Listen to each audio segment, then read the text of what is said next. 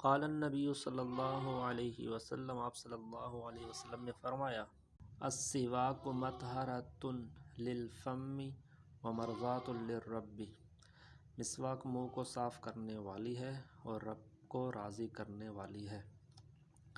دیکھیں بہت سے لوگ جو برش کرتے ہیں، برش کرنا تو جائز ہے، بالکل جائز ہے، لیکن برش کرنے سے کیا ہوگا؟ برش کرنے سے جو 70 فوائد ہیں، 70 نمازوں کا ثواب ملتا ہے، 70 درجے بلند ہوتی ہے، اور جتنے بھی وہ جو ثواب ہے انسان اس سے محروم رہ جاتا ہے۔